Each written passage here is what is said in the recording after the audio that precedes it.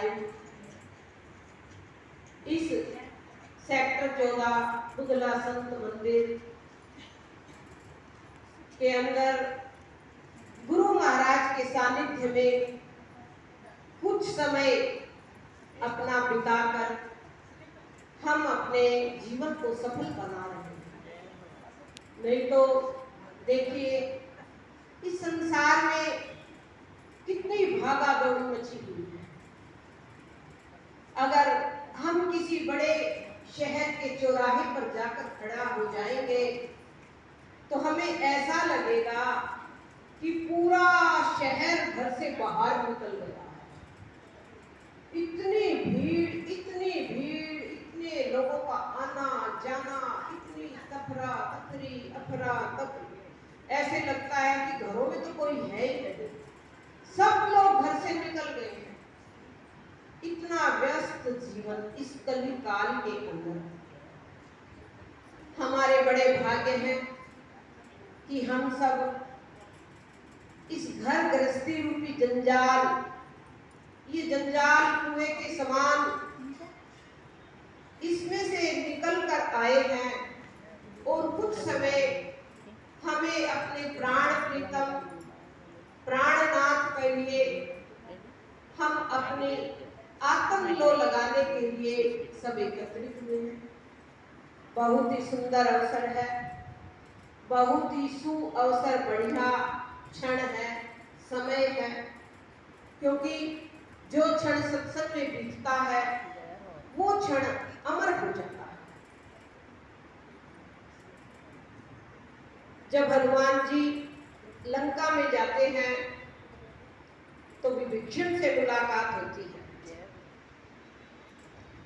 विभीषण महाराज हनुमान जी से कहते हैं, हनुमान जी कहते हैं कि भाई बिनु हरि कृपा मिले ही संता। आज बड़ी कृपा हुई है हनुमान जी की, आपका दर्शन हुआ। तो सुंदर साथ जी हम सब श्रीमद् भागवत सप्ताह श्रवण के लिए बैठे हुए हैं, क्योंकि सुखदेव मुनि के पास बहुत समय कम था। कितना समय कम था कि एक गृहस्थी के द्वार पर वो इतना ही रुकते थे जितने समय में एक गाय का दोहन हो सके, एक गाय दूही जा सके, इतना समय रुकते थे सुखदेव मुनि महाराज एक गृहस्थी के दरवाजे पर। तो हमारे गुरु महाराज सुखदेव अवतार इतना ही समय रुकते हैं। अब लोग कहते हैं भाई 7 दिन की भागवत होती है, ये होता है, गुरु जी तो ऐसे करते हैं। भाई अपना अपना मत है। हम लोगों को तो, मुझे तो यही दिखता है, क्योंकि मैंने तो भागवत का बहुत अच्छे से अध्ययन किया है, तो मैंने सबसे पहले यही बात पढ़ी थी कि सुखदेव मुनि महाराज कितनी देर रुकते हैं, इतनी ही देर। तो हमें हमारा समय सफल होना चाहिए, सार्थक होना चाहिए, ज्यादा क्या करेंगे। कहते हैं ना क्वालिटी बढ़िया होनी चाहिए, क्वांटिटी से कोई फर्क ज्यादा नहीं पड़ता है। तो सुंदर साथ जी ये श्रीमद् भागवत सप्ताह सबने सुनी, हमने नहीं, देवताओं ने भी सुनी है। सबसे पहले भगवान विष्णु ने इस भागवत सप्ताह का श्रवण कराया और सुना किसने? श्रोता बने भगवान विष्णु, वक्ता बने भगवान विष्णु और श्रोता बनी लक्ष्मी जी। बड़े शांत चित्त भगवान विष्णु एक एक श्लोक का गहरे गहरे अध्ययन करके सुना रहे हैं और लक्ष्मी जी आनंदित होकर सुन रही है। ये कथा, ये पार ब्रह्म की कथा है, बड़ा आनंद आता है। अब भगवान विष्णु बैठ जाते हैं सुनने के लिए और लक्ष्मी जी कथा सुनाती है। अब भगवान विष्णु के पास तो इतना टाइम था नहीं, क्योंकि भगवान विष्णु को तो सारे संसार का पालन पोषण करना पड़ता है, सब कुछ देखना पड़ता है, व्यवस्था देखनी पड़ती है, किसको क्या मिला, किसको क्या नहीं मिला, कौन भूखा है, कौन पेट भर के सोया है, सब व्यवस्था देखते हैं भगवान विष्णु। हाथी से लेकर कीड़ी तक की व्यवस्था करते हैं, लेकिन ध्यान रहे होता सब अपने कर्मों के अनुसार है। हमारा जैसा कर्म होगा हमें वैसा ही मिलेगा।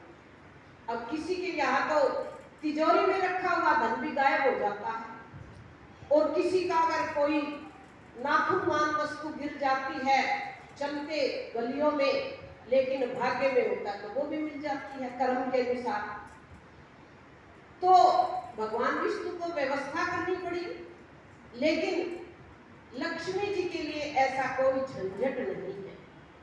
लक्ष्मी जी एकदम फ्री हैं, तो वो बड़ा रस ले लेकर कथा को सुनाती है। वक्ता श्रोता भगवान विष्णु है, थोड़ा लंबा समय होता है। तो देखो श्रीमद् भागवत सप्ताह का श्रवण भगवान विष्णु और लक्ष्मी जी ने किया, और फिर भगवान शिव कहने लगे कि हे नारायण, क्योंकि नारायण से सबकी उत्पत्ति हुई तो सबके इष्ट नारायण हैं। तो भगवान शिव कहने लगे कि हे नारायण जी, मैं सब कुछ कर सकता हूँ, लेकिन आपके भक्तों को मैं प्रेममय भक्ति, प्रेममय मुक्ति नहीं दे सकता। 3 प्रकार की मुक्ति, 4 प्रकार की दे दूंगा, नित्य प्रलय, प्राकृतिक प्रलय, महाप्रलय, लेकिन आध्यात्मिक प्रलय करने की मुझ में शक्ति नहीं है। मैं इस संसार में आपने मुझे लगा दिया है रजोगुण, तमोगुण, सतोगुण के प्रति, तो मैं तो ये सब करता करता भूल जाऊंगा, मैं अपने आप को भी भूल जाऊंगा, तो मेरा क्या होगा। तब भगवान नारायण ने कहा कि हे शिव, आप चिंता मत करें, मैं आपको ये श्रीमद् भागवत सप्ताह शास्त्र पुराण देता हूँ।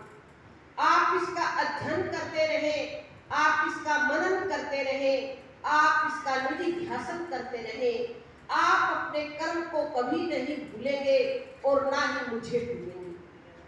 भगवान नारायण भगवान शिव के इष्ट है, क्योंकि नारायण से ही बने हैं। तो कैसे करूं भगवान? बोले आप 6 महीने इस कथा का श्रवण करते रहिए और इसको सुनाते रहिए पार्वती के प्रति। तब भगवान शिव और पार्वती ने श्रीमद् भागवत का श्रवण, पठन, पाठन, निधि ध्यासन बड़ा प्रेम से किया। अब ब्रह्मा जी की बारी आती है। ब्रह्मा जी भी कहने लगे ऐसे तो मैं भी भूल जाऊंगा, क्योंकि मैं अपने आप को कर्ता मानूंगा कि मैंने ही संसार को रचाया है, मैं ही सब कुछ हूँ, मेरे अंदर अहम भाव आएगा तो मैं क्या करूंगा। भगवान नारायण ने कहा कि हे ब्रह्मा जी, ये चतुर्श्लोकी भागवत मैं आपको देता हूँ, क्योंकि सबसे पहले चतुर्श्लोकी भागवत बनी। 4 श्लोक ब्रह्मा जी के मुख से उच्चारित हुए थे। तो ब्रह्मा जी ने फिर इस भागवत का 18,000 श्लोकों में इसका वर्णन करके इसका विस्तार किया, क्योंकि बीज तो एक ही होता है, उसका विस्तार हो जाता है। बात निकले पे बात, चली पे चली बात है। जैसे सतगुरुदेव चंद्र जी महाराज ने प्राणनाथ जी को 16 अक्षर बीज मंत्र दिया था, लेकिन कितना विस्तार हुआ कि 18,857 चौपाइयों का महाग्रंथ स्वरूप साहब जिसको बोलते हैं, हम वांग्मय स्वरूप बोलते हैं, वो विस्तार हो गया। क्योंकि ये तो अपनी अपनी कैपेसिटी होती है ना। फिर किसी के अंदर गुरु महाराज बीज डाल देते हैं, अब उसको अच्छी खाद, अच्छा पानी, अच्छी गुड़ाई मिलाई होगी तो इतना बड़ा वृक्ष बन जाएगा, हमें पता ही नहीं लगेगा कि बीज तो छोटा ही था, लेकिन वृक्ष कितना बढ़कर कितना बड़ा हो गया कि पूरे संसार को सिक शीतल करो संसार, इतना बड़ा वृक्ष हो गया। तो सुंदर साथ जी, ये श्रीमद् भागवत सप्ताह सभी हमारे जो बड़े बड़े देवता हैं, रजोगुणी, सतोगुणी, तमोगुणी, ब्रह्मा, विष्णु, महेश ने भी सुना। क्योंकि जब नैमिषारण्य तीर्थ में 88,000 ऋषिगण इकट्ठे हुए, तो सूत जी महाराज बैठे थे मंच पर, जैसे गुरु महाराज बैठे हैं।